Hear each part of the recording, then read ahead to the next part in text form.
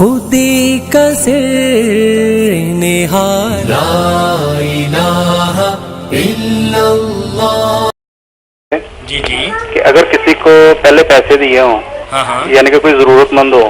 ٹھیک ہے. ہیلو. جی جی سن رہے ہیں آپ فرماتے یعنی کہ جائیے. اس کو پیسے دیے ہوں تو اس کے بعد اب جیسے رمضان المبارک ہے تو زیادہ تر رمضان میں لوگ زکوٰۃ وغیرہ نکالتے ہیں، تو اس کے بعد وہ پھر بندہ آ جائے لیکن پہلے پیسے اس نے نہ دیے ہوں، ہاں ہاں تو جب دوبارہ بندہ اس کو پیسے دے گا ہاں تو ہاں. وہ اس میں سے مائنس کر سکتا ہے یا کہ وہ علیحدہ یعنی کہ رہیں گے؟ یعنی آپ یہ چاہتے ہیں کہ زکوٰۃ کی مد میں سے اس کی مدد کرنا چاہتے ہیں اور چاہتے ہیں کہ میری جو پہلی رقم ہے وہ پوری ہو جائے. ہاں، یعنی کہ وہ بھی اس کو زکوٰۃ کے یعنی کہ اندر یعنی کہ فرض کریں ویسے اس نے وہ زکوٰۃ میں سے نہیں دیے، ویسے دیے ضرورت کے تحت، لیکن اب آپ زکوٰۃ میں اسے کنورٹ کرنا چاہتے ہیں. ہاں جی.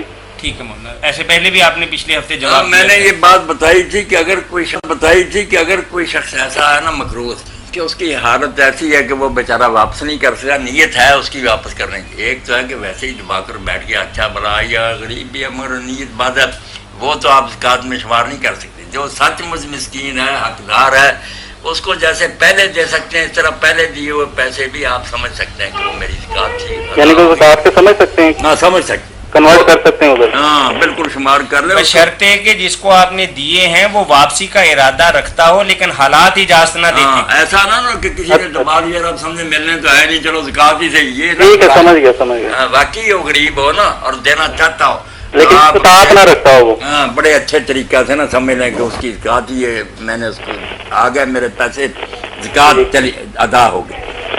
جزاک اللہ. اللہ قبول فرما. جی اعتکاف کی بات کر رہے تھے ہم. سبحان ربك رب العزة عما يصفون وسلام على المرسلين والحمد لله رب العالمين وصلى الله على سيدنا محمد